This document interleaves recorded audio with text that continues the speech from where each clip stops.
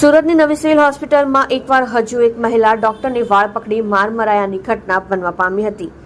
સુરતમાં ડોક્ટરોની સુરક્ષા સામે સવાલો. મહિલા રેસિડેન્ટ તબીબને દર્દીએ માર માર્યો. નવી સિવિલમાં સતત બીજા દિવસે બબાલ. સુરતમાં નવી સિવિલ હોસ્પિટલમાં બીજા દિવસે માનસિક અસ્થિર યુવકે ડોક્ટર મહિલાને વાળ પકડી માર મારતા બબાલ વધી હતી.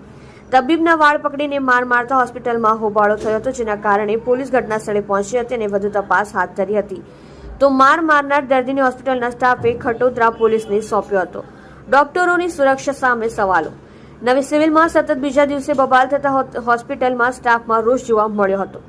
સાબિર નામનો યુવક અસ્થિર મગજનો છે અને તેને મગજની સારવાર ચાલી રહી છે, ત્યારે તે હોસ્પિટલ આવ્યો અને અચાનક મહિલા તબીબના વાળ પકડી માર મારવા લાગ્યો હતો, જેના કારણે હોસ્પિટલમાં દોડધામ મચી હતી. પહેલા તો એમ થયું કે આ યુવક ખરેખર સભાન અવસ્થામાં આવી કરી રહ્યો છે, પરંતુ પરિવારજનોએ કીધું કે તેને મગજની સારવાર ચાલી રહી છે અને તેનું મગજ કામ નથી કરતું. ત્યારે સમગ્ર મામલો ઠાળે પડ્યો હતો અને પોલીસે યુવકની અટકાયત કરી હતી. મહિલા રેસિડેન્ટ તબીબને દર્દીએ માર માર્યો. દર્દીએ વાળ પકડીને માર મારતા હોબાળો થયો અને ભારે હંગામા બાદ હોસ્પિટલના ડોક્ટર સહિતના સ્ટાફે દર્દીને મેથી પાક આપ્યો અને ખટોદરા પોલીસને સોંપ્યો હતો. આ યુવક લિંબાયતના મીઠીખાડી વિસ્તારનો રહેવાસી છે. 24 વર્ષીય સાબિરને છેલ્લા 7 વર્ષથી માનસિક બીમારી છે અને તેની દવા પણ ચાલી રહી હોવાનું પરિવારજનો કરી રહ્યા છે. સાબિર માનસિક બીમાર હોવાથી દવા પણ ચાલે છે.